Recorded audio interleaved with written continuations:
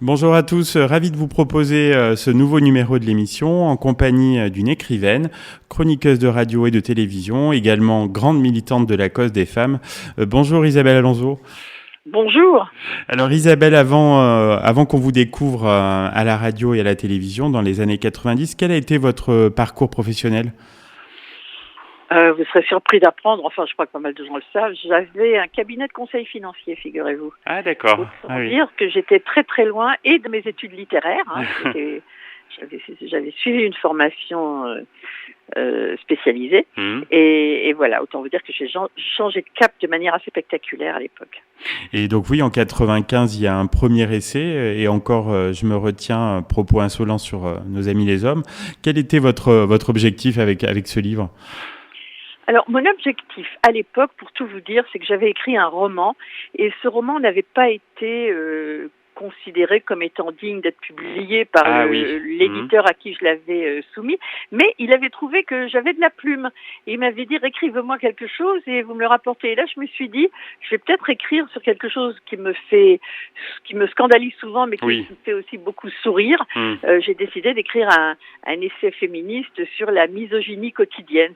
Ces 1000 petites choses de la vie quotidienne qui, quand on est une femme, mieux vaut en rire parce qu'autrement on finirait par en pleurer. Et donc, ce livre a très très bien marché. C'est pour ça que je suis rentrée dans le monde de l'édition. Et oui, et puis dans le monde de la radio aussi, parce que je crois que Philippe Bouvard vous avez remarqué donc grâce à ce livre. C'est parce que dans ce livre, j'égratignais au passage l'émission Les Grosses Têtes que je trouvais bien misogyne, bien finassonne, et que je me moquais un peu, qu'il a été très fair-play. Il a dit, ah bon, alors venez défendre votre point de vue. Et c'est comme ça que je suis arrivée aux Grosses Têtes. Je suis restée 3 ans à l'époque, et puis après, je suis passée dans l'équipe de Laurent Ruquier. Mais donc, je suis entrée dans le monde des médias par le biais de mon premier livre. Et vous avez tout de suite été à l'aise donc dans cette atmosphère très masculine et parfois grivoise des Grosses Têtes ? Ah ben moi j'étais ravie, la grivoiserie ne me dérange pas, elle ne me dérange que si elle est misogyne. Oui voilà, c'est ça. Quand on met tout le monde à égalité, c'est plutôt marrant. Et alors comment vous avez fait la connaissance de Laurent Ruquier ? Alors ça, c'est très simple et très rapide. Aux Grosses Têtes, j'ai rencontré Isabelle Mergo et entre nous, ça a tout de suite connecté, vraiment. Et donc, et à l'époque, elle m'a dit, tu sais, je crois que tu devrais venir chez Laurent. Elle était déjà, elle travaillait déjà pas mal avec Laurent. Et elle m'a dit, tu devrais venir. Et c'est comme ça que ça s'est fait. Elle a organisé un dîner. Voilà, Laurent s'est marré car il est très bon public.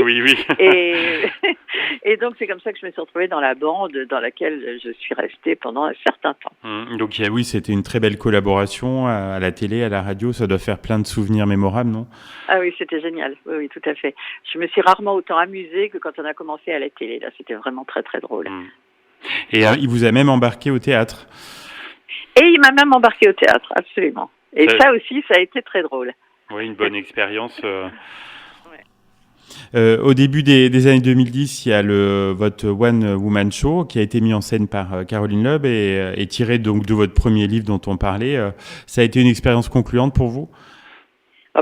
Mais moi j'ai adoré tout ça, vraiment. J'ai trouvé ça très, c'est drôle, c'est sympa, quoi. C'est en même temps un défi parce que vous sortez de votre zone de confort, Oui, voilà, c'est le moins qu'on puisse dire, oui.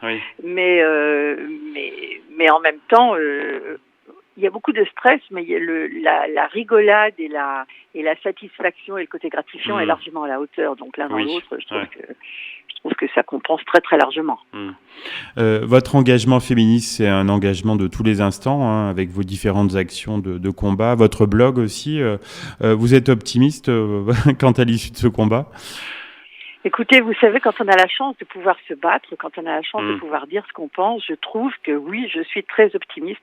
Il y a malheureusement beaucoup de gens sur Terre qui ne peuvent rien dire, qui vivent sous des dictatures, des systèmes très violents. Et je trouve que vivre à une époque et dans un pays où on peut l'ouvrir, on peut la ramener, on peut gueuler, on peut râler, on peut manifester. Enfin, on peut le manifester, ça devient très très très dangereux par ces temps derniers, mais enfin normalement, c'est une tradition des mouvements revendicatifs français. Voilà, c'est très très très joyeux. Il faut jamais oublier ça. C'est que c'est beaucoup plus facile pour nous en France de faire tout un tas de choses qui sont impossibles à d'autres personnes. Je pense aux Afghanes en particulier. Et donc oui, je suis très détendue et très optimiste, mais j'aimerais être plus puissante pour pouvoir leur filer un coup de main.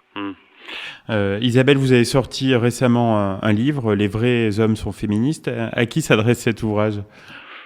Cet ouvrage s'adresse aux hommes intelligents. Ils se reconnaîtront. Bon, on espère en faire partie avec Olivier. Il s'adresse aux hommes qui sont assez sûrs de leur virilité, de leur masculinité, de ce qu'ils sont en tant que mecs, pour ne pas avoir besoin de dominer et d'écraser les femmes. Je crois que quand on se respecte soi-même en tant qu'homme et qu'on est conscient de sa valeur en tant qu'homme, on n'a aucune envie et aucun besoin de dominer les femmes, de les écraser, de les violenter, etc., etc.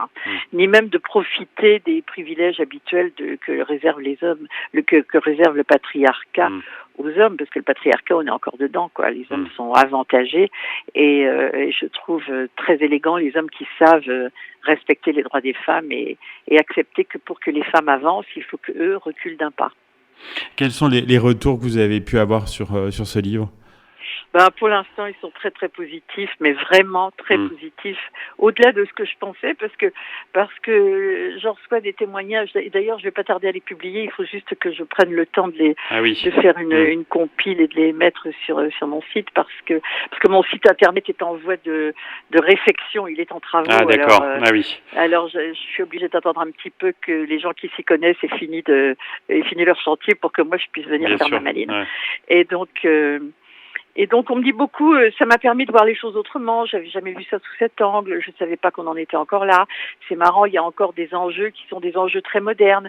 On n'est plus sur des problématiques qui étaient évidemment celles du droit de vote ou du droit à la contraception et tout ça, mais on est sur d'autres échéances, d'autres enjeux qui sont les enjeux d'aujourd'hui, les enjeux du XXIe siècle. Et ils sont là et bien là. Il faut en être conscient.